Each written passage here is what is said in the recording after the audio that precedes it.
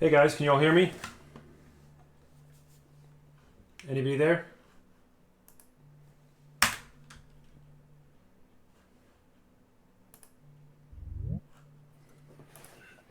Hey, Hey, hey, hey. Hi, Sir Robert. give me one sec Whoa, here. there's Oh, an I love infinite, it. It's a fractal. infinite pictures of our faces. Yeah, that is Nice. pretty cool. Although Aaron's missing. Let me. Oh, Aaron, that's what horrible egotistical maniacs we are, is that we notice our two faces and we're like, oh, look. Okay. The stream is actually still going, but it looked like the Jitsi funked out on No, this. the stream did actually stop, but now Oh, it's back. well, according to OBS, maybe my computer like went to sleep or something. Okay, we're back on. Everybody's hearing this on the stream. Hi, streamer people. I'm going to go and finish checking kids' homework and putting them to bed. So I will. Thank you, Sir Robert. Yep, I'll leave this running, and also I'll plan to come back at 9 for the intermission and switch it. Cool. Thank you very much. All right, bye. So, here is what our heroes are setting up in this party. I think you're not going to have room for a whole lot more in this house. It's only a vacation home, after all. A water slide maze, a puppet show, a toad race, And in gambling.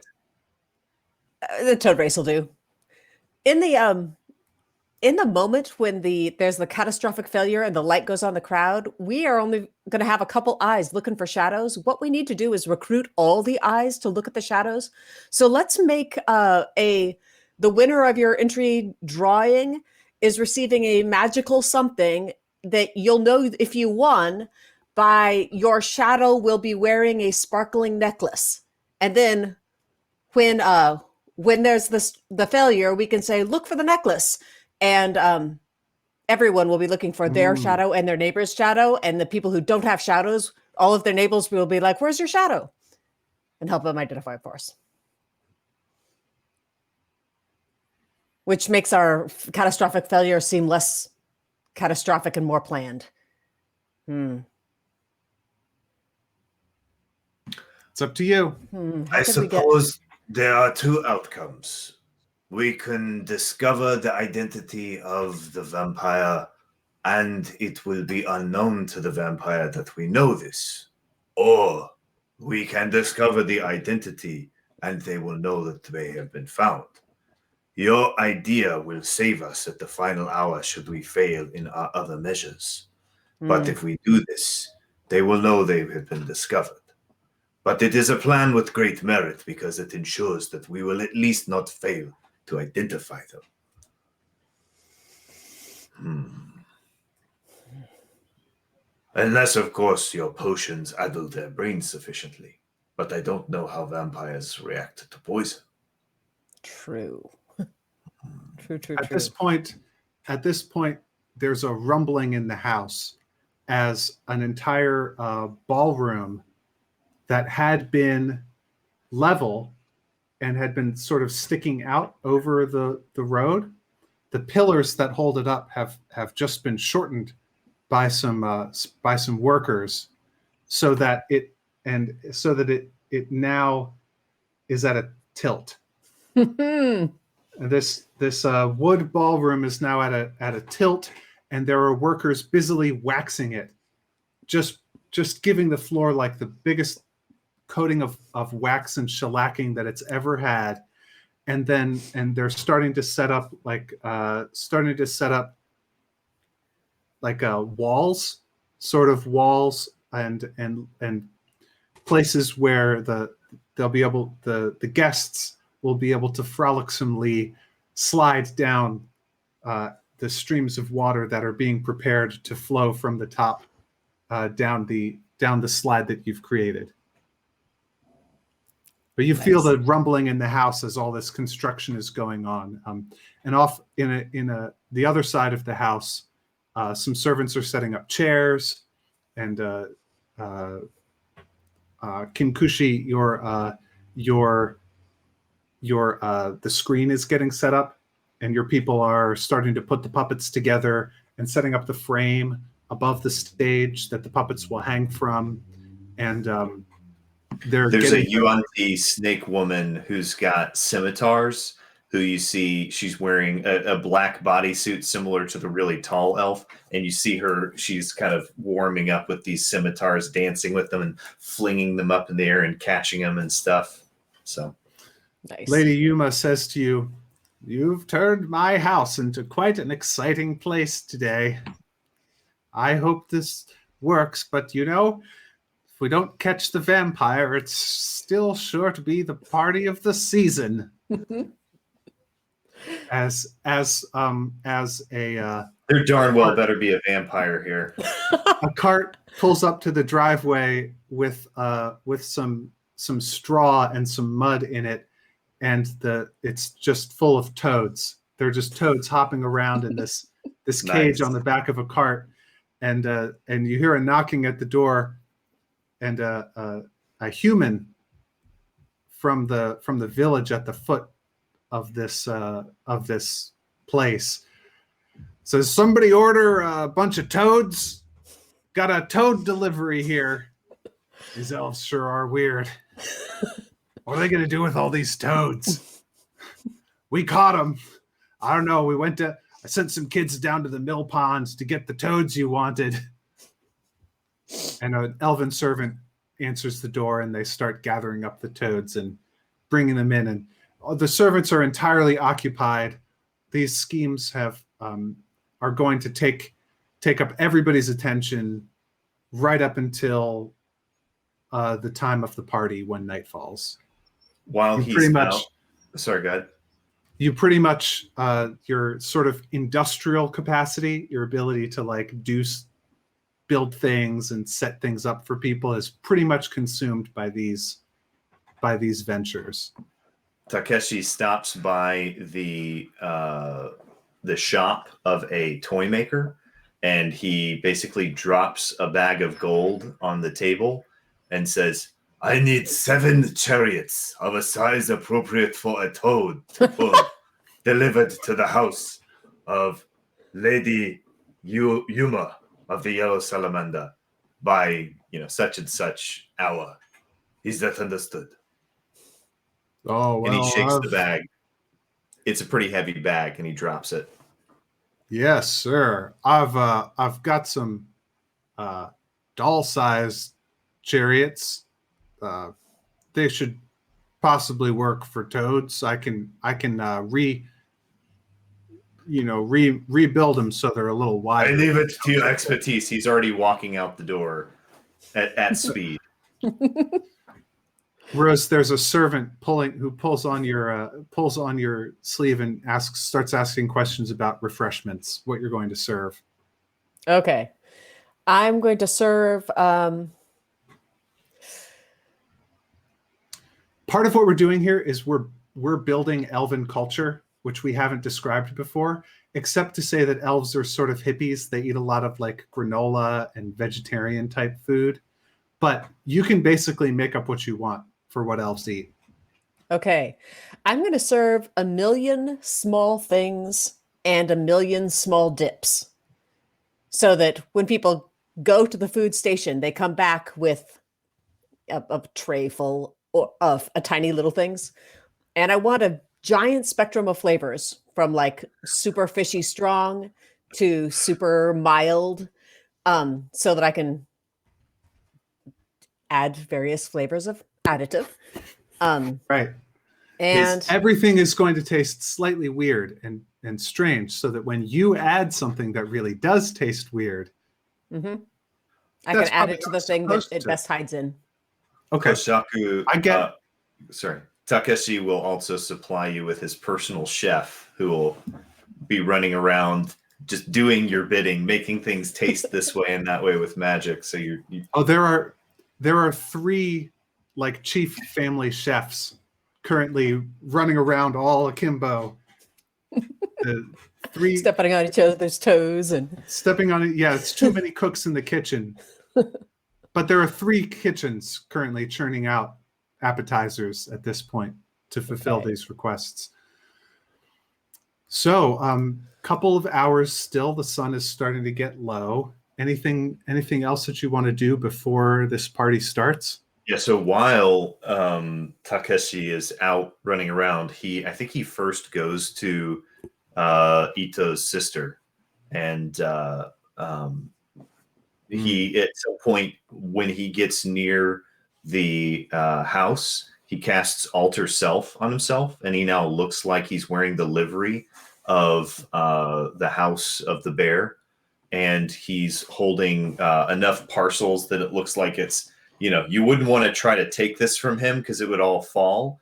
And so he goes up to a door, kind of an entrance to the place, and he says, "Forgive me, please. Can you get the door?" And he, says it with some urgency and tries to convince the person who's standing there at the door to open the door for him and let him in. Can I make a persuasion or performance? What's that? This is persuasion. Persuasion. But roll with advantage because you have a convincing story. Okay. That's a good thing because that 4 just turned into a 16, and that persuasion has become a 25. Oh, one servant opens the door and gestures really quick for the butler to come, and the butler comes and sees you and gets another servant to lead you wherever in the house these packages are meant to go. Sure. I have packages of grievance for the Lady Ito. So these are meant to go to her.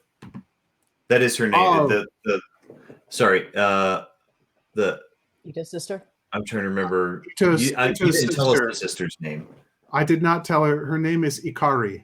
Ikari, yeah. Hikari or Ikari? I don't know. Hikari. All right, cool. Yeah, I mean, he would have, he would probably already know her, and anything that he didn't know, he would have picked up. It would be, Lady Yuma would have told you her name if you had asked. So they show you to Lady Hikari's room, but along the hallway on the way there, you and the male butler and the male servant who is holding all the packages get blocked by a sturdy female with her arms folded, who says to you, now, boys, the Lady Hikari is in seclusion. She's been through a lot. You can leave the packages with me." Like heck I will. Let's see here. Come on. Yeah, here we go. Here's an appropriate level spell. Dominate person. I think he's going to keep that up his sleeve, and he's going to say, I understand she's grieving, but these are very important missives from other ladies who are personal friends of hers, who they asked me to deliver these to her. They want her very much to be cheered and comforted by their missives. So he's going to just try to persuade her to let him bring these personal letters from her personal friends to her. This is a difficult persuasion check because she's been ordered directly not to do this, and you do not get to make it with advantage. Just okay. Yeah, it's not nothing. It's 14, but she says, 14. I'm sorry. I'm afraid I can't let you through. She's asleep. She's been through a lot. He leans. We appreciate very much the gifts, but he leans forward and says to her, not so far under her breath that the other two servants can't hear, but he casts Dominate Person as he says, one of these is from a very important admirer, and he gives her a little wink. So I'm sure you'll be letting me through. And, how does Dominate Person work? Well, what kind of role does she have to make? Okay, so you attempt to beguile a humanoid, and it must succeed on a wisdom saving throw. My save DC is a 17, and it is charmed by me, and I can tell. Well, let's see how she does on her wisdom saving throw first. Please give a 16 or lower. Oh, ouch. No, this spell takes hold instantly. She rolls a 2 to resist it. Okay. Yeah. The spell takes hold without resistance. You can see it in her eyes that she is completely under your power. Yeah. He telepathically tells her, take the top 2 parcels off of my load and tell the others to leave and go back to their duties. She says to the butler and the manservant, "Oh, I see. Yes, I'm sorry. I was mistaken. Leave the packages with us and go back to your business. I'll take this gentleman to see the lady. It is a matter of some importance. And don't tell the master." Yes. All right.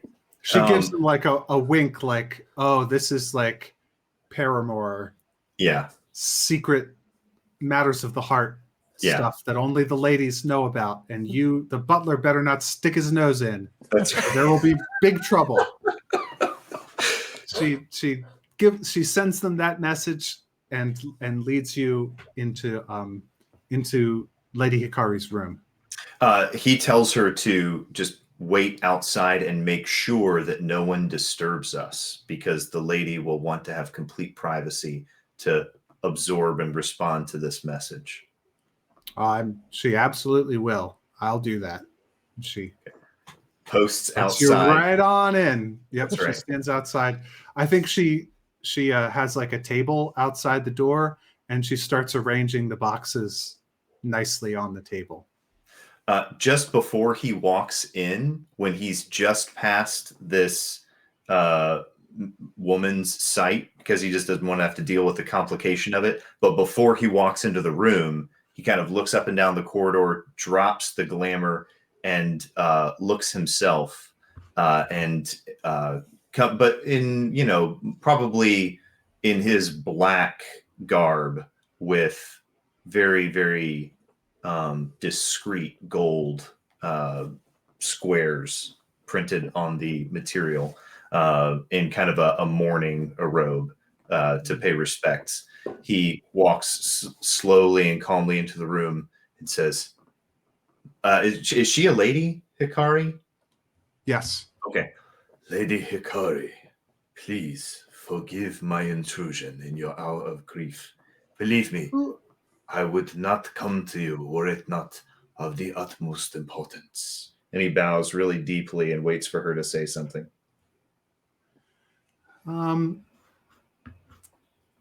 Make me a straight charisma roll. Straight charisma, huh? Well, lucky for me, I got a +5 in charisma, so that's a 17. Okay.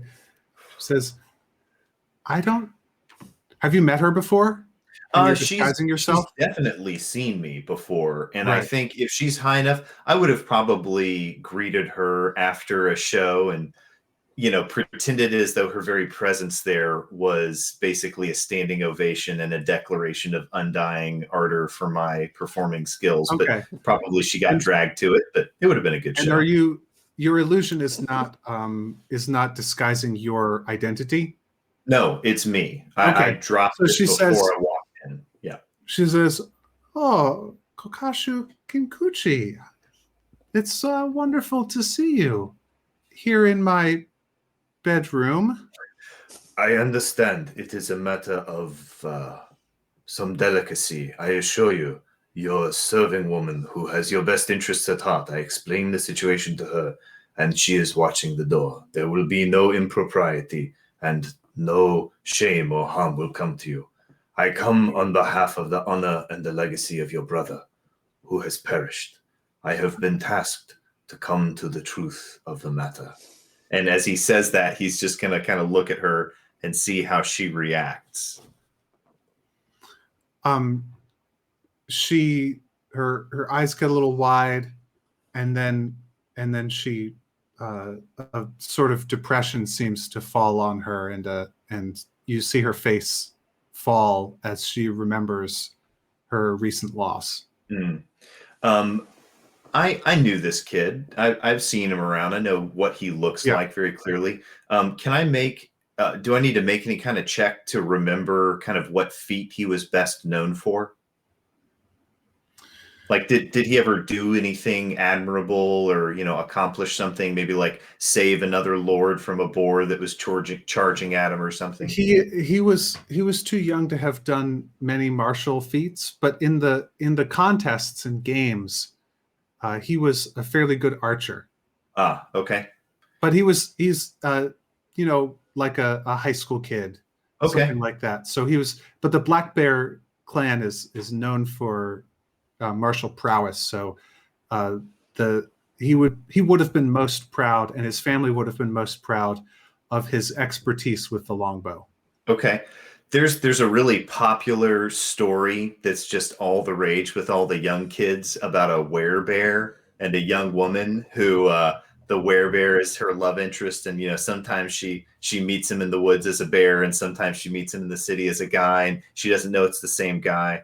So he kind of plays off of this, and he casts minor illusion, and he makes a really again, do I need to make a check for this to see how good of an illusion? Tell me what you want. Tell me what Yeah. you want to do. He's going to basically try to make a performance check to try to get her out of her depression and really stoke that bittersweet feeling, but not just sad. And he's going to show her an image of him as a young man wearing, like a black bear kind of cape thing, and he's like, firing his bow and posing and standing there with the wind blowing through his hair. Nothing too melodramatic, but he wants to show her an image of her brother in his prime. Actually, because you have met a lot of people, this sort of showmanship is completely within your character's wheelhouse. Right. But because the first time that you knew that you would have to do this, right, and think about this character's history was recently. Yeah. I think this should be a history check to see if you can actually remember back to these scenes. Sure. And get them right. Yes. I am a history machine. That's a 24. Okay. Yeah. She's still sad. Her eyes are very moist, but you catch a glimmer of a smile. She says, I didn't know you knew him so well. He was a fine young man with a great deal of future and promise. He would have been a shining jewel in your family's crown. What can I do for you? I am sure you have heard the rumors of how and why your brother did not remain at rest in his grave. Why? Oh, no. What? Tell me, what happened to him? Okay, hang on, time out. Josh remembers Matt telling him that after Ito was buried, Ito was then found clawing at the door of his sister. And she was shrieking. And she was screaming. Okay. Yeah. My dear. But she is now asking you what happened. Has no one informed you of the truth of the matter of your brother's death? They don't tell me anything. And I've been asleep it was so shocking. I've been in here. I haven't even left my room. You have been asleep for how long? What day is it, my child? She tells you what day it is. She knows what day it is. She's been in seclusion here. Oh, seclusion. I thought somebody drugged her and she had been like in a coma for 2 or 3 days. I was like, uh-oh, we're going to go catch some roofie. But she's very interested. She's very interested. What happened to him? Before I go on, I must explain to you that the events surrounding your brother's death may have larger implications than even you or me. And I must ask you to swear to me on your honor and on your brother's life, on your brother's honor, that you will keep this conversation private to yourself and myself, not even your most trusted servants. Well, I have to tell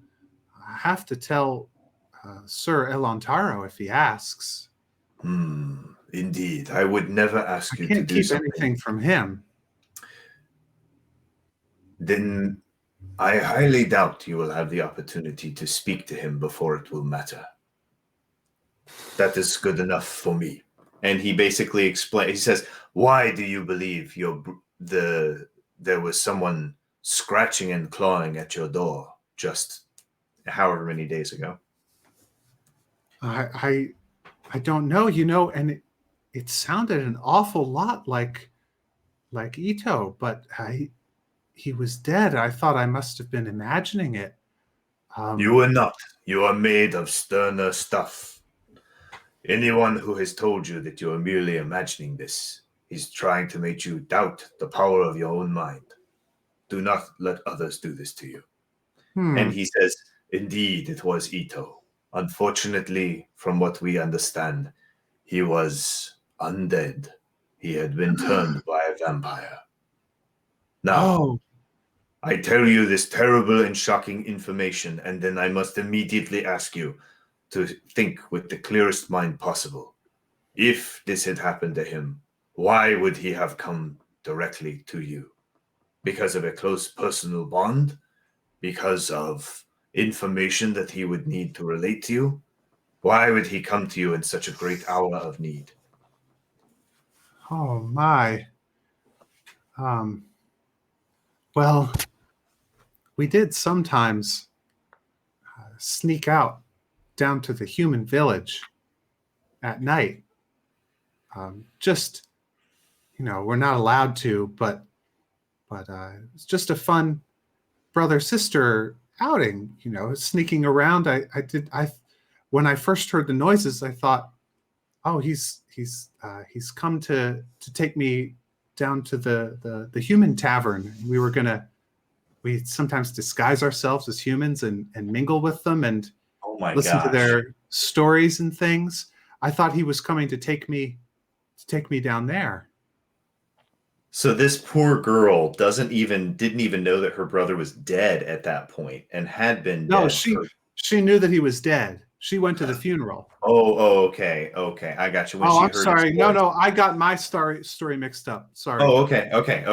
No, that's just what she was thinking. And Okay. then I realized that he was dead, and that it couldn't be him. It couldn't be him coming to take me for our human slumming outing. Yeah, I don't know what to tell you. So what you learned from her is that she was kept in the dark. Yeah. And she did not see what happened. She was on the other side of the door. Okay.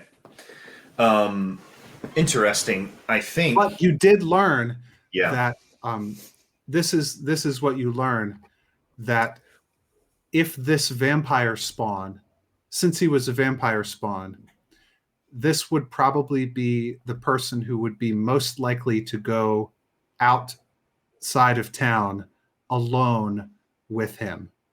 If he was looking for a victim for himself or for the vampire, she was the most vulnerable to him of everybody. Yeah.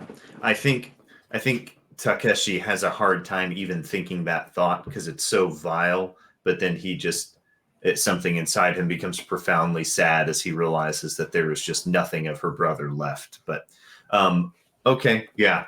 I think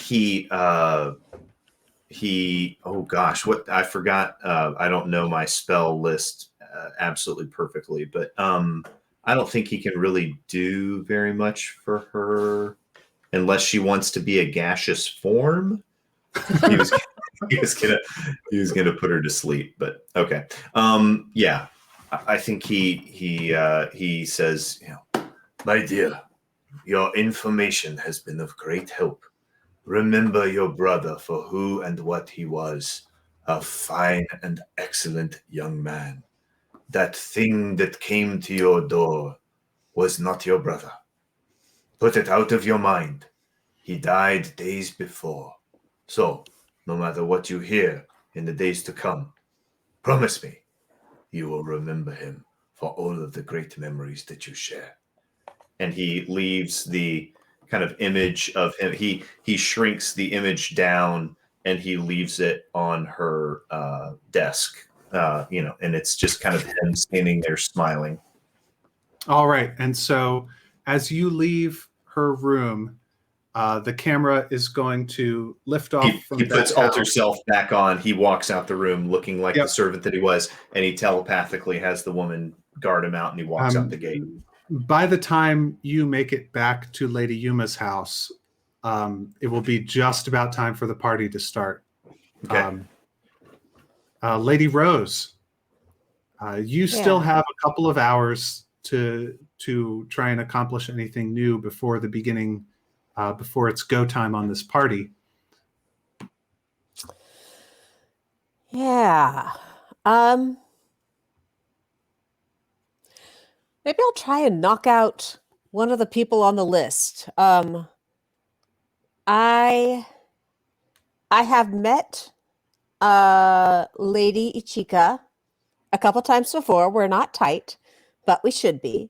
So I sent her a message that I really need her help preparing my outfit for the party, because the hostess has already seen my nicest cloak, so I need support.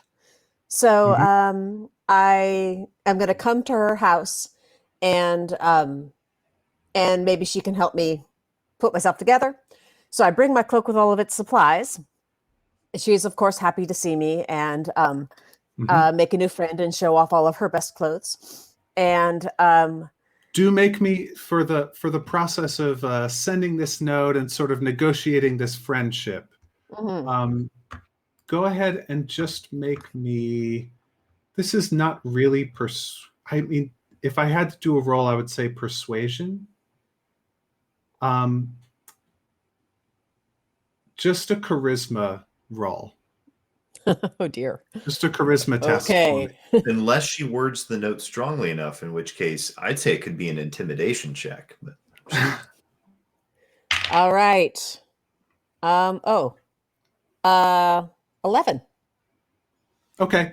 Yeah, you win the contest. She's her note back to you and your reception at her house do not seem incredibly eager, but she's quite willing, and she's not mad or distrustful or anything like that. She lets you in. In this house is full of cages with different kinds of animals. She has guinea pigs. She has parrots. There's one room. You walk past a room, and off to the side in this room, you think you see just a huge mound of dirt in the house, with which is very strange. Okay. But, well, I'm pretty. You meet her. She's like feisty, sort of red hair, like very utilitarian clothes, not as ladylike as the other elves that you meet with in this place. She's she's maybe a little bit the tomboy of the vacation scene here. But yeah, she greets you. Hi there. Sweet. And I reply, and my primary desire to go visit her is to, I'm good at investigation. I'm trying to find out, is the tale we heard about their trip back at all real? Like, is it true that they went down there, they fought the giant beast, they got scattered, they don't have any intel about each other, and then they reconnected and came north? And during the time that they're together, does she have any clues for us? Okay, so you are you going to ask her about it directly, like say, hey, what happened? Or are you going to like subtly, you're going to ask her tangential questions and see if you can get this information without her realizing it? Yeah, I'm probably going to be like admirous of her volunteering to go into the wilds like that and deprive herself of reasonable food and drink, all in pursuit of some awesome dragon egg. And also, did she find it? And also, is it in that pile of dirt? Yeah. So I will flatter her wilderness ladiness and see what she'll tell me about the trip. Yeah. she tells you that as far as she knows, or is willing to say, she the story that Lady Yuma told you corresponds exactly with what she tells you. So, Okay. from her perspective, she was after a dragon egg or a dragon. She knows that they're intelligent, but they're such interesting beasts. She really wanted to learn about them. She goes on and on for a little bit about dragon physiology and how they're different from fire snakes, and the difference between the different colors of dragons, and how interesting it was that this was a green dragon, and her observations that she made when the real dragon showed up and it was an adult. Everybody was running away, but she was a little late because she was trying to observe the pattern of the scales and the pattern of the horns, to try and write it down later. But she had to run away, and she got lost, and then she got distracted by some really interesting, like, ants or something that she hadn't seen before. When she finally got back to the village, it was almost everybody else was already there. Okay. All right. Now, what I would like you to do is make me an insight check. Okay. What I would like to do is, okay, where's the insight? There it is. I would like to get her to have one of her fire breathing things breathe fire near her so I can see if there's a shadow behind her. Oh. My insight check is a 12. No, wait, a 14 because I'm +2. Okay. She doesn't actually have any creatures with her right now that would breathe fire. Darn. Unfortunately, she does want to show you her prairie dogs. Oh, well, hot dog. Okay.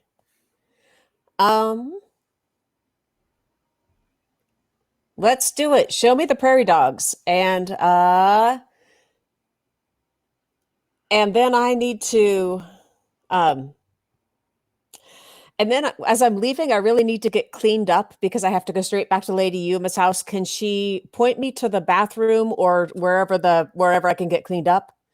And then while I'm there, Yes. I'm going to accidentally trip and try and spill water on her. Okay, so you're going to need to make me a couple of rolls. First, the reason I asked you for the insight check is that if she was lying to you, she would have been doing a deception check, and I would have been comparing her number on deception versus your number on insight. Okay. Your insight check, it seems to you that she is telling you the truth. Okay. That's what's called a skill contest in Dungeons and Dragons. Make me a perception check when you enter the room with the groundhogs. Okay. Now, actually, also tell me what your passive perception is. This is going to be in one of the boxes on the left-hand side of your sheet. Passive perception. Just what the number is there? Yep. It's a 20. Okay. With a passive perception of 20, you do not need to roll. Okay. So if I ask you for a perception check, you should just remind me, hey, my passive perception is 20. That's the lowest you can have a perception check. Okay. And it's also the highest number on a D20. The dice. So Okay. I'm very perceptive. You're Goodness very, gracious, very you're perceptive. Palantir, the all-seeing eye that pierces flesh and stone. Yeah. Okay. So Well, sweet. That explains why I'm so good at investigation. it is very weird that she has groundhogs in her house as pets. They are a strange pet, but there is nothing else going on in this room. This is literally actually just a groundhog pet playroom. Okay. So you are having her lead you to like the water closet? Yeah. Okay, and you're going to try and do a move where you spill water on her. Yeah. Okay. Because if she can't avoid it and she's not damaged, then she's copacetic. And I'm very good at sleight of hand, so I'm not going to miss. Yep. Go ahead and That's make me that sleight of hand check. That is exactly what this is. All right. From far away, the sound of Takeshi's drums stir her heart. She gets an extra D8. No. No. It says here legendary inspiration. It says I can inspire anyone on the same plane as me. Oh, well, if you want to use that. No, I don't. I wish I did. I rolled a 1, but I have a 14. She actually rolled a 19. And so you So do she your can avoid move. my water splash? She Man. avoids your water splash. She Darn, does. that's impressive. You do your fake trip, and the water is like coming out of your hand, and she reaches out and grabs it and steadies it. And and then she reaches out and steadies you, and she's like, "Oh, careful there." She hands the water back to you. Oh man, and now I think she either thinks that I'm incredibly clumsy or is starting to be a little suspicious of me because she doesn't know me well enough for me to get away with much. Darn. I can't think of any other ways to test her at her house now. I think I've made this trip in vain. That's not the Detective Crossfield I know. No.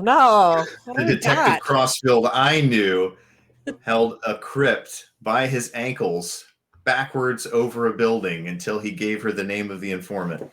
Well, what you know about vampires, sunlight hurts them. They cannot enter running water, and they do not cast a shadow. And it is still daytime for another couple hours. So It is still daytime. okay. So what does she have in her outside menagerie? I need to butter her back up and let her show me outside things. Oh, yes, I could show you the horses. No problem. I would Let's do love it. to show you Buttercup. She's such a dear. We can feed her apples. And yeah, she takes you outside, out back of the house to the stables, and you see the sun shines full on her with no ill effects at all. Okay, so there is a shadow just like we would hope for. Fabulous. And- We can cross one and- off the list. She has a shadow that you observe, and the sunshine does her no damage. Fabulous. Excellent. Okay. Good. At this point, I'm satisfied, and I don't actually really want to be friends with her now that I see how uninto the luxuries she is. So I'm going to peace out of this friendship and keep it a friendly acquaintance and beg off and go back to get cleaned up and ready for the party. She says, "Bye. I hope we can hang out again sometime." I would love to go on an adventure with you. We'll have to make that happen. Adios. Bye. Bye. Okay. Do you want to take our short break here and come back for the party? I Sounds do. We usually take a 10-minute break, and we try to take it at 9 o'clock, but I was just wondering if anybody smelled the incredibly heady and pungent aroma of sequel. Was that another 2-shot with a dual female hero team? I like it. it could be fun. But let us go on our 10-minute break. We will be back at 9:30 for the continuation of this episode of the Starfall Collective Elf Vampire Mystery.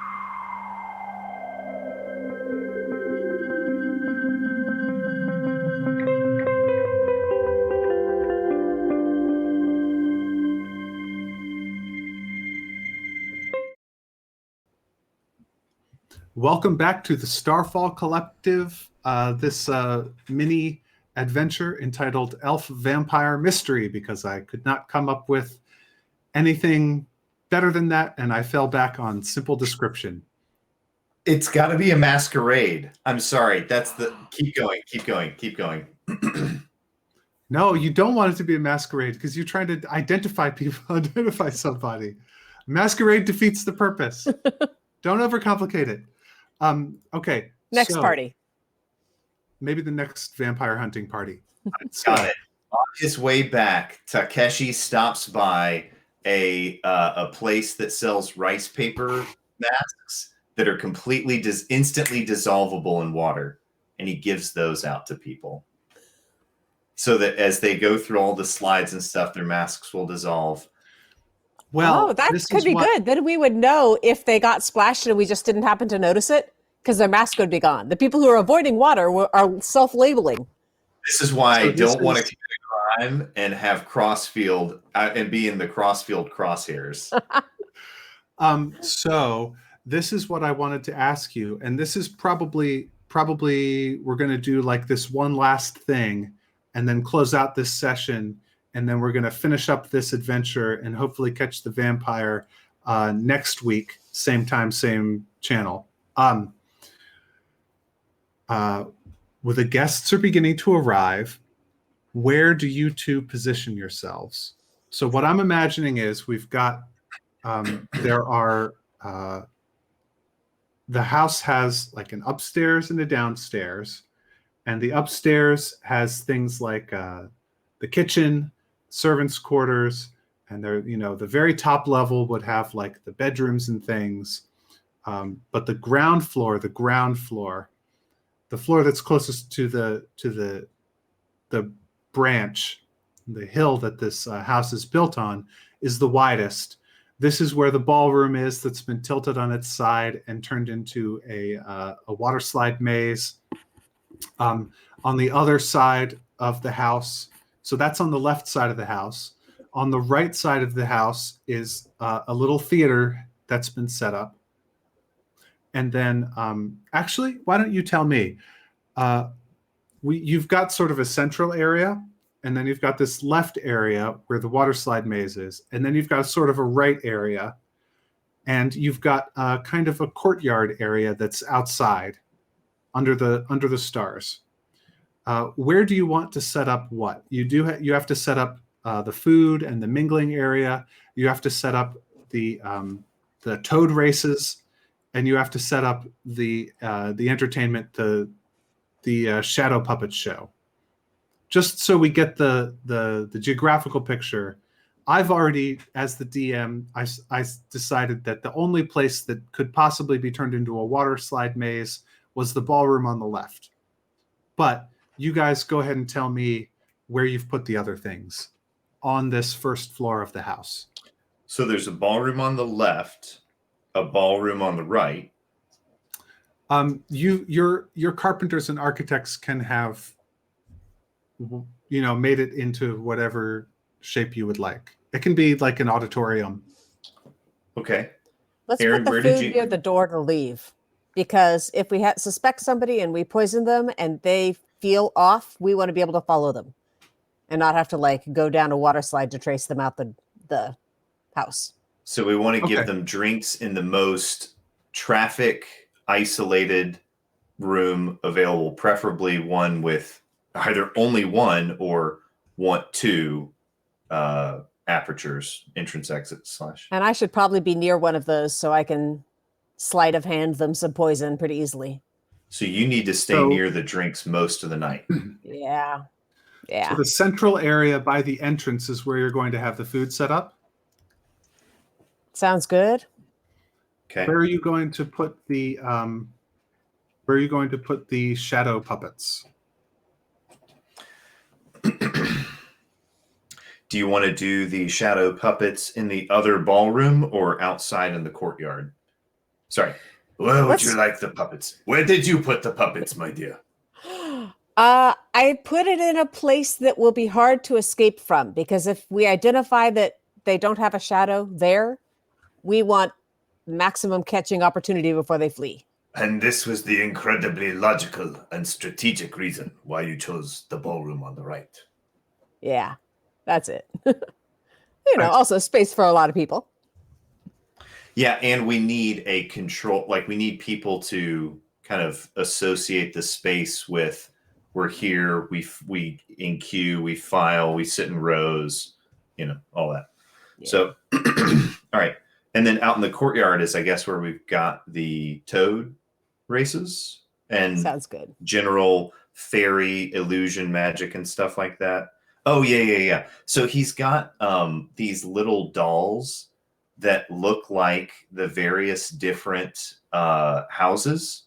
It's got a different little animal doll, and it's got a little hand that's going up and down like this. That's like very gently going to flog the back of the toad when it comes down. So it's going to whip the toad. It won't hurt it. It'll be like grass or something. So the toads are going to be pulling little chariots, and the chariots are going to have little puppets that represent each one of the houses. Yes. So the one that wins. Okay. Yes. So it's spectacle, right? And he's got a at some point he goes over and he starts doing magic, illusion magic and everything. And soon the little runway, it looks like a little Colosseum floor, and there are little pillars, and on top of it are one's a little magical hydra that's spitting out little gouts of poison and stuff. And at the other one, there's a big chain demon that's, flashing around chains. It's completely illusory. There's nothing to it. So this is outside in the courtyard. Yes. Okay. So as the guests start to arrive, the first thing they see is a covered little hut. And there's a circular track that's set down a little ways that they can look down into. And this like little structure, which is closed right now. And you can see some servants sort of messing around in there. Mm-hmm. But it's closed right now and covered. But you can see that it would let out onto this like circular track that's in the center of the courtyard. That's set up. That's like dug down a little bit so that the spectators can look down into it. And there are like torches set up along the outside so that the course will be sort of illuminated in a flickering light, not a bright light, but flickering and moving light. Okay. And on the other side of the courtyard is where Takeshi has set himself, and he is doing all sorts of crazy magical tricks and so in the place where the chariots, little toad chariots, are going to go around the track, and you said that there was an area in the middle of the track, sure, where servants can get to and stuff. You see Takeshi standing in that area, and he's kind of waving his hands out, and you see the entire little hut and building goes in this completely different color scheme and everything. It was clean and set up and beautiful, and now suddenly it looks like so basically these little toad chariots are going to be reminiscent of something, and I need Rose's help. I don't know if they don't have Romans right in their world, but they would have something in their past, something in their lore about some race of beings that were great and mighty and rode chariots and stuff. Probably it would. Oh, go ahead. Aaron, the lore. It would probably be earlier elves. Probably be the great founders of the empire. Oh yeah. So right. So he would have basically anachronistic elven decorations, weapons, architecture, all that stuff, and he casts this really high level, really powerful illusion over the building, and that's what the whole track coming to life, and suddenly it looks like a mini Colosseum, and there are little illusory monsters down there on the floor wandering around, beating their chests and tearing each other apart. And you see him then kind of stand and stare in the middle, and he kind of is muttering to himself and like he's memorizing something. and I'll tell you. I'm setting up a spell effect for later. Ooh, nice. Casting you, delayed greater image. Go ahead. Can you give me a disguise of sorts so I can walk around with hors d'oeuvres and a torch and offer it to the huddles of people that have our people in it to see what happens with the torch? Dastardly genius. You armed all of the serving people with torches. I love it. Yes, I can. I can do that. So go ahead. It's going to be very tricky. It's going to be very tricky to tell, holding up a flickering torch to somebody, which of a group of people is casting a shadow and which isn't. Right. Okay, so hang on. I don't need a torch if everybody else has a torch. Mr. I'll just DM, skulk.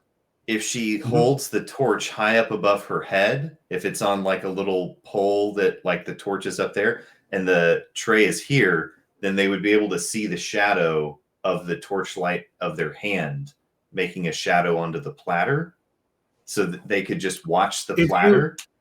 You can definitely feel free to attempt anything like that, and we'll do a roll to see how well. I think I'm really perceptive. I bet I'd be really good at seeing shadows. But you are, but you should know that the environment out here is it's a pretty big courtyard, and the torches are not floodlights, right? Torches are they don't shed like the kind of light that casts a shadow easily. Okay. If you wanted to do something like set up, well, it's too late now. But if you had wanted to make fire that would cast shadows, you would have needed something like a bonfire, and not the kind of handheld torches or the kind of like tiki torch sort of sconces that are set up in this courtyard right now. It's still a thing that could work. It might not be as optimized as it could be, but it could work. Yeah. The place where Aaron, I just got to point out, with your 20 passive perception, you are, I mean, that's crazy. That's like sending a really powerful magnet into a room where there's a nail. Like, all you got to do is get lucky, and you're going to have the best shot at catching him. But the place where you have explicitly set up a light-based trap, the puppet show, that will be casting very obvious shadows. Yeah. Torchlight shadows, it's going to be a very difficult roll to determine who's casting them, but not in the case of the shadow puppet situation. So can Takeshi has something that he wants to do to kind of kick off the party when that opportunity comes. I think that do we have Aaron? Aaron, are you there? I think that we have actually lost Aaron. Oh no. Because I don't hear her. Well, if we've lost her, then that's probably a good place to stop. Unless you want to try to get her back. Oh, she is back. I thought this was part 2 of the There you are. I think you're Windows saga. Are you there, Aaron? I can hear you now. Yeah, everything froze and the sound stopped. Cool, that's fine. I think that we're going to do one last thing, and that final thing will be the guests have started coming in. Some of them are looking around at the courtyard, but they're watching the cool magic show and the various antics that Takeshi's performers are doing. Some of them have actually made their way into the house and are beginning to sample the food and beverages that you've put out. And Takeshi, you said that you were going to do some particular thing to open the festivities. And we're going to have you narrate that, and that will be the end of tonight's session. Okay. So basically, once the A-list is fully into the room, and by the A-list, do you mean all of your targets? Certainly all 7 of the targets. And then, by the time the 7th target gets here, that's a goodly number of people, he'll go ahead and announce. The last person to arrive is Sir Elantaro of the Black Bear and Sir Hero of the Green Spider arrive together. Sir Elantaro is wearing black mourning garb. He looks like he's not really in the mood for a party, but maybe Sir Hero has brought him to try and cheer him up, or something like that. However, it may have taken some convincing because they arrived fashionably late. But you've been entertaining the crowd for about an hour by the time they show up. Okay. Yeah. So I think by that time they're Rose, Lady Rose. How would you have partitioned off the water slide area? What would it like? Is it just can people see through curtains, or is it already open? Was Rose envisioning people being in there? As of right now, each of these things, the water slide thing and the puppet show and the races, they're ready to go, but they're not actually going yet. People are just sampling the food. They're getting ready. So you can start these events or begin these entertainments whenever you would like. The servants wait at your command. Okay. I think he would say, ladies and gentlemen, welcome to a party to dazzle the senses, open the mind, and stir the imagination, and perhaps your hearts. Come with us. And he kind of claps his hands, and servants start passing out these little rice masks to everybody. And he says, and we shall go on a journey. And he spins around, and he suddenly is standing there holding this gold burnished trident. And he looks like a naga with but like jade colored skin. And he says, on a journey of aquatic adventure. And he slithers off into the water slide area and kind of casts his hands aside, and the curtains go pulling back, and the people are amazed. Suddenly there's lights going off, and suddenly there's jets of water. So Rose should be describing this just as much as me, but yeah, that fits perfectly. And there's a sudden stampede of mostly young people who take off toward that. Whoa. Nope. The effect of this on the crowd is something I am in control of. But what else does Rose, were there any other touches of what it looks like that you wanted to add to it, Aaron? Just that at the bottom, there's a conduit that feeds the people on their feet walking now back to the central area again. You don't slide out into the outside of the party. You slide into the back into the courtyard area. So this is an attraction that sets them sort of soaked and happy out in the courtyard by where the races are going to be held. Yeah. Okay. Yeah. So both of you roll me whatever skill you're using here. So I think it's clear that Josh, your character is using performance. But I guess Rose, maybe you've been working the crowd and you could use persuasion. Or you might use performance as well to try and guide people there, or whatever you're doing to help with the beginning of this entertainment. So I think I've just been wandering around the crowd looking for shadows, using all the investigation and perception I can muster in the bad light and party atmosphere, and keeping track of who goes into which things, right? And we've got a servant at each station just taking note of who does it, right? That was one of the things that we said way back at Lady What's-Her-Face's house.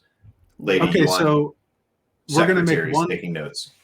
We're going to make one final roll to determine the effect of this announcement on the crowd, and that is going to be a performance check from Konshaku Kinkuchi Takeshi.